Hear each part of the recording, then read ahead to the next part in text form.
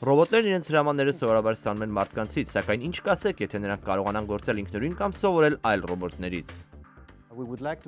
Մենք ցանկանում ենք հարմարվող ռոբոտներ ստեղծել, որոնք կծանոթանան միջավայրին եւ ձեռք բերված գիտելիքների հիման վրա ինքնուրույն կհարմարվեն։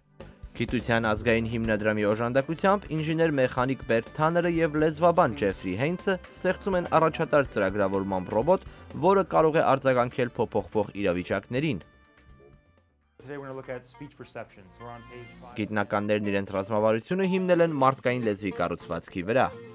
Դելավերի համալսարանի այս ծրագրի նպատակն է ստեղծել համագործակցող ռոբոտներ, որոնք կարող են գործել ինքնուրույն եւ հաղորդակցվել այլոց հետ, երբ հայտնվեն հրդեհի կամ ասենք աղետային այլ իրավիճակներում։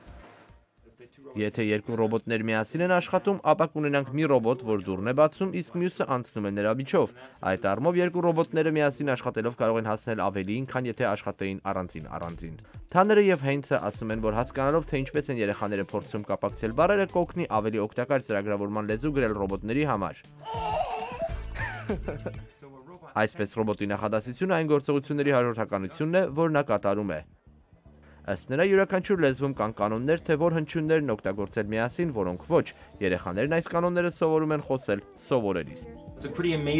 Դա շատ հետաքրքիր է, քանի որ լեզուն այնքան բարդ է, բարդ քերականական կանոններով, շատ գործոններ են գործում եւ թվում է այդ ամենը կատարվում է շատ արագ, առանց ջանքերի։ Թաները եւ Հեյնսը համակարգչային ծրագրեր են մշակում, որով ռոբոտները աշխատելու են միասին եւ սովորելու են նույն եղանակով, թե ինչպես կարող են նոր առաջադրանքներ կատարել։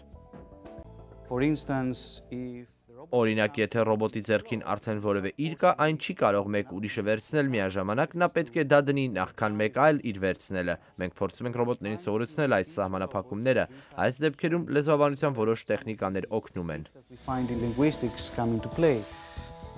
Բոլորս գիտենք, երկու գլուխը մեկից լավ է ասացվածքը, սա հնարավոր է կիրառվի նաև ռոբոտների դեպքում։ Արսեն Խառատյան, Ամերիկայի ձայն, Վաշինգտոն։